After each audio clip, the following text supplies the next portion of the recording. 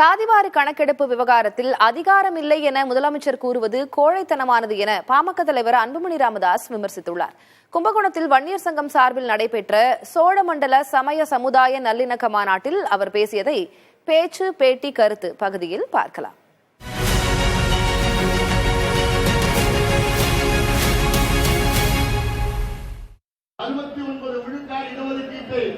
காப்பாற்ற தமிழக அரசு உடனடியாக சாதிவாரி மக்கள் தொகை கணக்கெடுப்பை நடத்தி எல்லா அதிகாரமும் இருக்கிறது, சட்டமும் இருக்கிறது, எல்லாம் இருக்கிறது. ஆனால் மனது அது மட்டும்தான் கிடையாது, மனசு கிடையாது. இந்த அப்பாவுக்கு கலைஞருக்கு இருந்தது காரணம், கலைஞர் அவர்கள் அவர் உள்ள சமூக நீதி என்ற உணர்வு இருந்தது. இன்னைக்கு விவசாயத்திற்கும் விவசாயிகளுக்கும் தமிழ்நாட்டிலே ஒரே ஒரு தலைவர் பாதுகாவலர் யாரு? நம்முடைய ஐயா ஒரு அடிப்படை விவசாயி.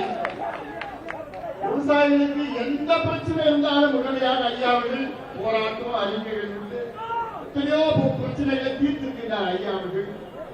ஆனால் இருக்கின்ற விவசாயிகள் ஏன் எங்களுக்கு வாக்களிக்க மறுக்கிறீர்கள்?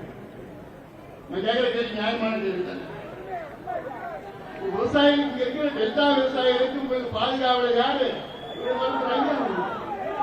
உங்களுக்கு எந்த பிரச்சனை இருந்தாலும், அது மீத்தேன் பிரச்சனையா, ஹைட்ரோ கார்பன் பிரச்சனையா, ஓஎன்ஜிசி பிரச்சனையா, கதிராமங்கலமா, இப்படி எல்லா பிரச்சனையா எல்லாத்தையும் அங்கே ஐயாவில் தான் உங்களுக்கு ஒரு போராளியாக வந்து உங்களுக்கு பல பாதுகாப்புகளை வழங்கிக் கொண்டிருக்கிறார்.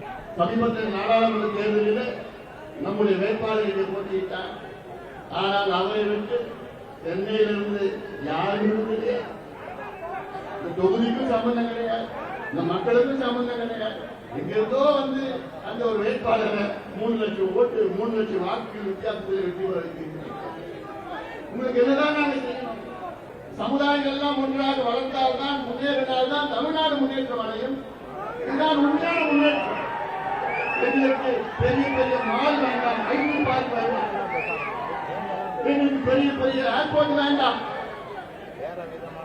எங்களுக்கு பெரிய பெரிய அடுக்குமாடி கட்டடங்கள் வேண்டாம். எங்களுக்கு வேண்டியது படிப்பை கொடுங்கயா, எங்களுக்கு வேண்டியது படித்த பிள்ளைகளுக்கு வேலையை கொடுங்கயா.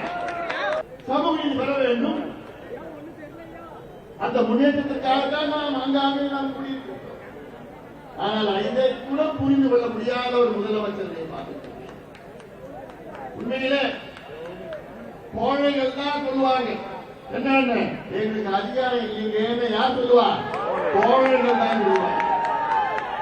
வீரர்கள் என்ன சொல்லுவாங்க? அதிகாரம் இல்லைனா கூட பரவாயில்ல, நாங்கள் அதை செய்து முடித்த நிச்சயமாக நாங்கள் செய்வோம் என்று தைரியமாக சொல்வார்கள் வீரர்கள். அப்படிப்பட்ட என்னை பொறுத்தவரை தமிழ்நாட்டின் முதலமைச்சர் ஸ்டாலின் அவர்கள் எங்களுக்கு அதிகாரம் இல்லை, ஜாதிவாரி கணக்கெடுப்பு நடத்த எங்களுக்கு அதிகாரம் இல்லை என்று சொல்வது கோழைத்தனமாக நான்